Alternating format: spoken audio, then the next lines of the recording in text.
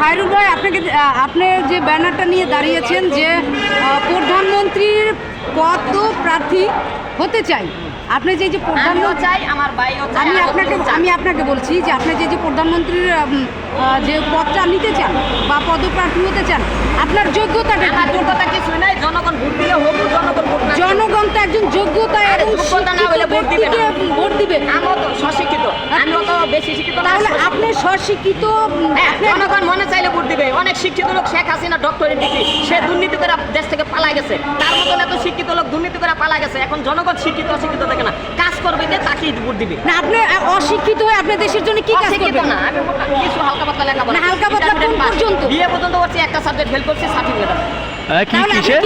আপনি কিভাবে দেশ চালাবেন? আমি কিভাবে দেশ চালাবো? আমি জনকল্যাণ করবো, জনকল্যাণের মধ্যে না পারলে জনগণ ভোট দিবে না।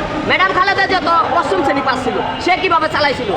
তখন তো আপনারাই ভাইরাল করছেন তাকে, আপনার সাংবাদিক মহল, সুশীল মহল ভাইরাল। হ্যাঁ, কিন্তু এই যে আপনি যে চেয়ারম্যান পদপ্রার্থী হতে চান, আপনার যে মানুষ হচ্ছে একটা পরিবেশ, একটা গেটআপে আছে, আপনার কোন গেটআপ? আমার গেটআপ হলো, আমার পোশাক আশাক কম দামি পরি। জনগণ যদি আমার ভালো পোশাক দেয় পরুন, কি ভাই? আর জনগণ না দিলে আমি দুর্নীতি করে কি ভালো পাঞ্জাবি ভালো টুপি পরে ওই প্যারা ডলছি কেমন নাকি? আমি হাইটে আসি। তাহলে আপনি কতটা আশাবাদী যে আমি 100% আশাবাদী প্রধানমন্ত্রী হতে পারবো।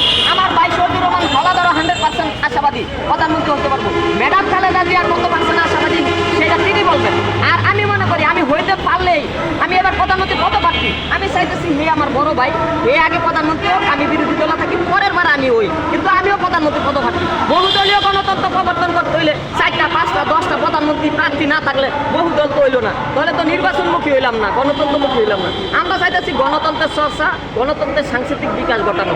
ভাই, এটা কি কোনো নাটকের বিশেষ কোনো স্ক্রিপ্ট? নাটকের স্ক্রিপ্ট না, এটা সত্যিকার রাজনীতি। আমি 20 বছর যাবত উনি 30 বছর নাকি কাউকে বিনোদন দিতে চাচ্ছেন? না, এটা কোনো টিকটক না, ভাইরাল না। আমাকে সবাই চিনে, আপনারা যেহেতু আপনাদের দোয়ায় আপনারা ভাইরাল করছেন, আমাকে সবাই চিনে। আগে রাষ্ট্রপতি পদপ্রার্থী ছিলাম, এখন প্রধানমন্ত্রী পদপ্রার্থী।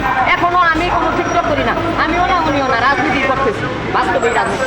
যারা আপনাকে সমর্থন করবে তারা কি সুস্থ মস্তিষ্কের? সেটা আপনারা বলতে পারবেন, কে সুস্থ কে অসুস্থ। আমি তো জনগণকে অসুস্থ বলতে পারি না। আপনি কি সুস্থ আছেন? অবশ্যই আমি সুস্থ আছি, আমি অবশ্যই সুস্থ।